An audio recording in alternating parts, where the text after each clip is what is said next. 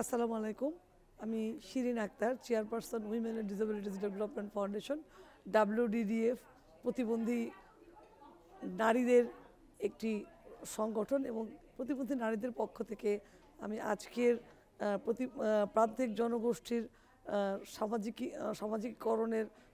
জন্য করণীয় শীর্ষক মত বিনিময় সভায় আমার যে সুপারিশ, সেই ক্ষেত্রে আমি বলতে চাই যে প্রতিবন্ধী ব্যক্তিদেরকে আসলে বিশেষ করে প্রতিবন্ধী নারীদের সকল আইন, নীতিমালা এবং বাংলাদেশের উন্নয়নের জন্য গৃহীত সকল ধরনের পরিকল্পনা এবং নীতিমালায় প্রতিবন্ধী নারীদেরকে অন্তর্ভুক্ত করে তাদের জন্য অন্তর্ভুক্তিমূলক কর্মসূচি গ্রহণের মাধ্যমে তাদেরকে আসলে একত্রিত করতে হবে এবং তাহলেই তাদেরকে উন্নয়ন এবং তাদের ক্ষমতায়ন সম্ভব। এবং তাদের উন্নয়নের জন্য যে পদক্ষেপগুলো বিশেষভাবে জরুরি সেটা হচ্ছে শিক্ষা, সকল ক্ষেত্রে প্রতিবন্ধী নারীদের প্রবেশগম্যতা নিশ্চিত করে তাদের জন্য শিক্ষা নিশ্চিত করা, তাহলে প্রতিবন্ধী নারীরা শিক্ষা গ্রহণ করে তাদের প্রতিবন্ধিতা ঘোচাতে পারবে। কর্মসংস্থানে যেহেতু প্রতিবন্ধী ব্যক্তিদের জন্য কোটা সিস্টেম বাতিল করা হয়েছে, সো সেই প্রেক্ষিতে কর্মসংস্থানের জন্য একটি শক্তিশালী নীতিমালা প্রণয়ন এবং সেটার প্রকৃত বাস্তবায়ন, প্রতিবন্ধী ব্যক্তিদের জন্য প্রণীত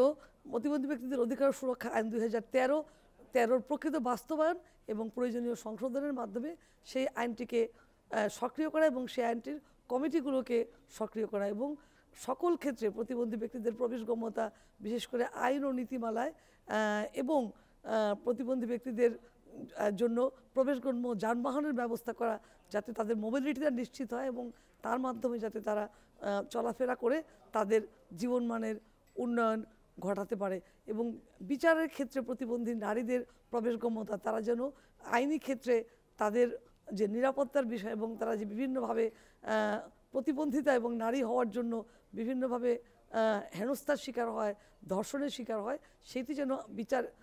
বিচারের ক্ষেত্রে তারা